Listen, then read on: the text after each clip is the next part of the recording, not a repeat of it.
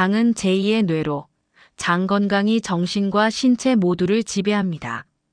식이요법과 운동은 장내 세균 균형을 잡고 대사증후군 개선에 효과적입니다.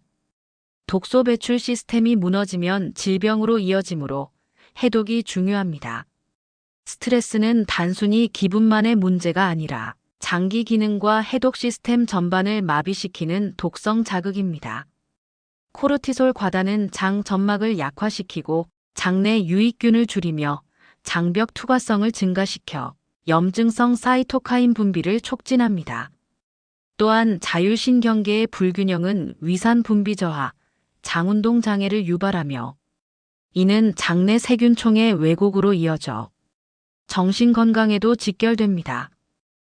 오늘 소개할 책은 서울대 의대 김나영 교수가 지은 제2의 뇌, 장 혁명입니다. 짧고 굵게 용건만 간단히. 바쁜 세상에 길면 혼나니까요. 바로 시작하겠습니다. 본문. 규칙적 운동과 항산화력. 스트레스와 독소 생성의 상관관계. 적당량의 규칙적 운동이 항산화 효소의 분비를 촉진한다는 연구 결과로 미루어 볼 때 꾸준하고 규칙적인 운동이 중요함을 알 수 있습니다. 이외에 과도한 스트레스와 과로 등도 활성산소를 많아지게 하는 주범임을 알아야 합니다. 과도한 스트레스를 받거나 과로를 하면 인체는 에너지를 더 많이 소비하게 되므로 활성산소의 발생량이 많아지는 것입니다.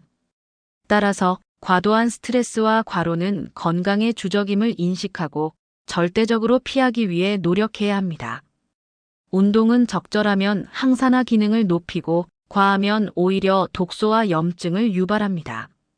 특히 지속적 유산소 운동은 SOD, CAT, 글루타티온 효소의 생성을 촉진하며 미토콘드리아 기능 향상에도 도움이 됩니다. 반대로 스트레스 호르몬인 코르티솔, 노르에피네프린이 늘면 위산 과다, 장벽 손상, 면역 저하로 이어져 장과 간의 해독력이 무너지는 구조가 됩니다. 장내 가스 생성과 트림, 방귀의 생리적 원인. 장 속에서 음식물이 소화되는 과정에서 독소가 발생할 수 있음을 알아두어야 합니다.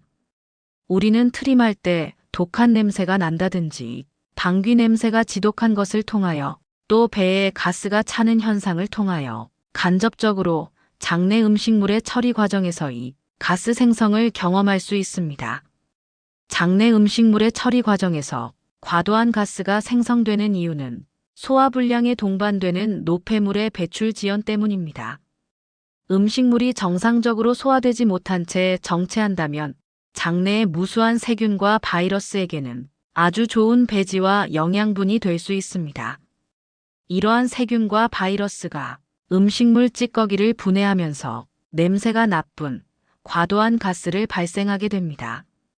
이때 유해한 세균과 바이러스의 증식까지 일어나 장내에는 가스가 다량 발생하게 되고 유해균에 의해 생성된 독소가 포함된 가스 발생으로 인해 배에 가스가 차고 트림과 방귀가 잦아지는 현상이 일어나는 것입니다. 잦은 트림과 방귀는 단순한 민망한 현상이 아닌 장내 미생물 불균형 또는 소화기 정체의 신호일 수 있습니다. 특히 탄수화물 과다, 동물성 단백질 잦은 섭취, 식사 중 과도한 대화는 공기 흡입 및 부패성 발효를 증가시켜 가스를 증가시킵니다. 유해균이 많아질 경우 암모니아, 인돌, 황화수소, 메탄가스가 과다 생성되며 이는 체내 염증과 면역력 저하로도 이어질 수 있습니다. 스트레스와 자율신경 교란이 장 기능에 미치는 영향. 마지막으로 이런 생물학적 현상 외에 정신적 작용에 의해서도 독소가 발생할 수 있다는 사실도 알아두어야 합니다. 앞에서 스트레스를 많이 받으면 활성산소도 많이 발생한다는 이야기는 이미 했었습니다. 하지만 이뿐 아니라 코르티솔, 아드레날린, 노르아드레날린 같은 스트레스 호르몬의 분비량도 증가합니다. 그런데 이 호르몬들이 과다하게 분비될 경우 인체에 나쁜 영향을 미치게 됩니다. 즉, 이러한 호르몬은 우리의 교감신경을 항진시켜 소화를 담당하고 있는 부교감신경, 즉 미주신경의 작용을 방해하는 결과를 초래합니다. 이에 의해 우리는 흥분 상태에 빠져 식사를 제대로 하지 못하고 수면을 이루지 못하게 되어 결국 우울증이나 불안장애로 이어질 수 있는 것입니다. 스트레스는 단순히 기분만의 문제가 아니라 장기 기능과 해독 시스템 전반을 마비시키는 독성 자극입니다. 코르티솔 과다는 장 점막을 약화시키고 장내 유익균을 줄이며 장벽 투과성을 증가시켜 염증성 사이토카인 분비를 촉진합니다. 또한 자율신경계의 불균형은 위산 분비 저하, 장운동 장애를 유발하며 이는 장내 세균총의 왜곡으로 이어져 정신건강에도 직결됩니다. 독소의 유입 경로와 인체의 자정 시스템. 앞에서 우리는 수많은 환경적, 정신적 이유로 인해 인체에 활성산소 등 독소가 쌓인다는 사실을 알 수 있었습니다. 이러한 독소가 인체로 들어오는 경로는 크게 세 가지로 볼 수 있습니다. 첫째는 공기에 섞여 호흡을 통해 들어오는 독소로 이는 폐를 통하여 혈액과 림프로 들어가게 됩니다. 둘째는 음식물을 통해 만들어지는 독소로 이는 위와 장 등의 소화기관을 통하여 혈액과 림프로 들어가게 됩니다.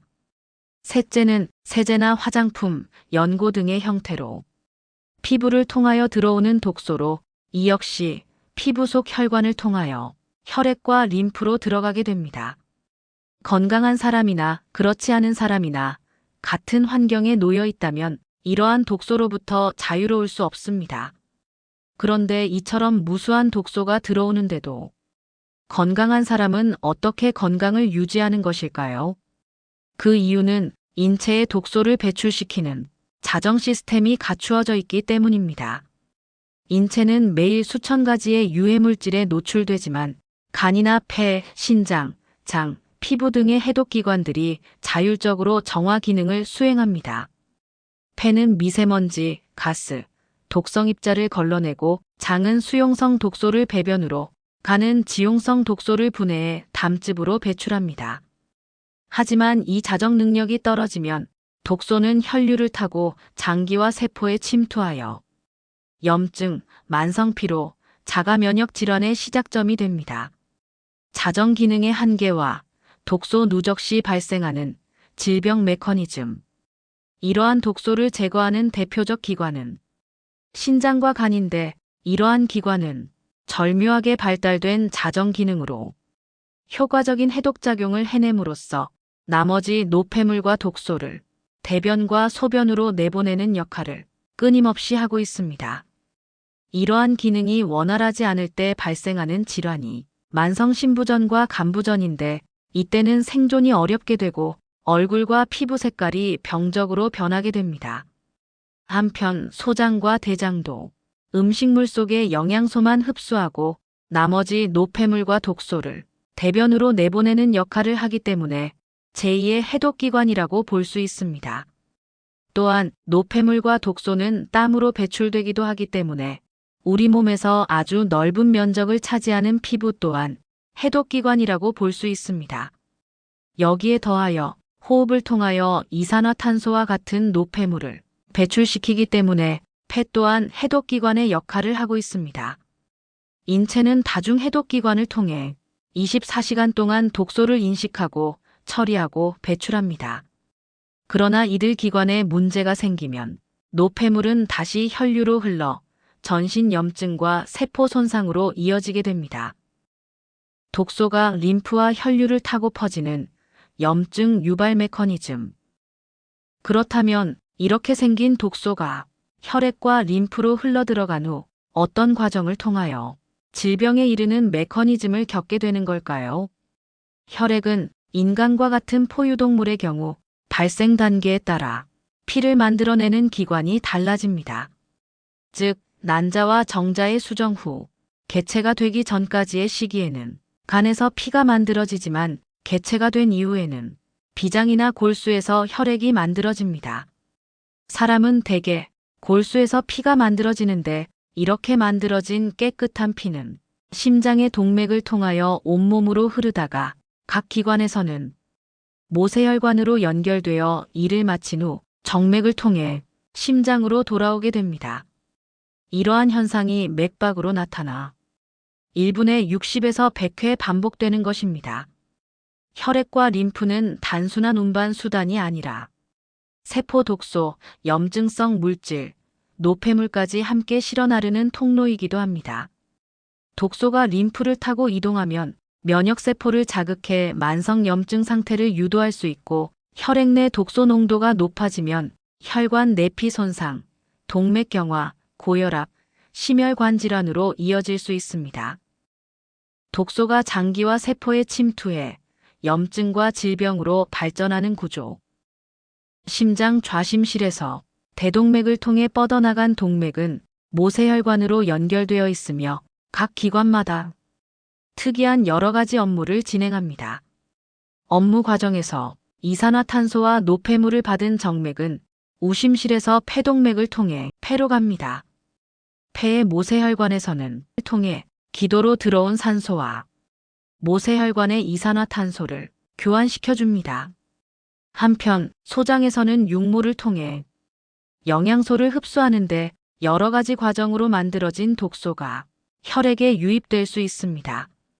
예를 들어 대장에서 장내 세균에 의해 만들어진 메탄가스가 혈액으로 유입되는 식입니다.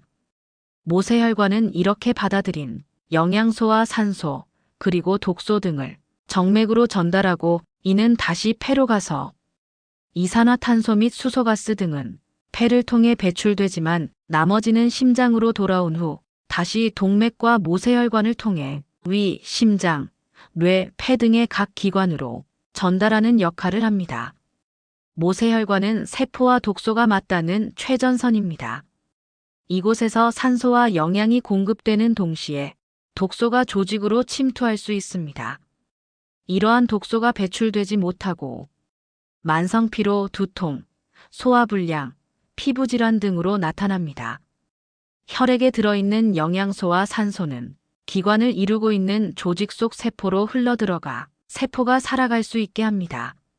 그런데 만약 이때 기관의 세포에 독소가 과량으로 흘러들어오면 세포가 감당하지 못하고 독소가 이상적으로 쌓이는 상황이 벌어지게 됩니다.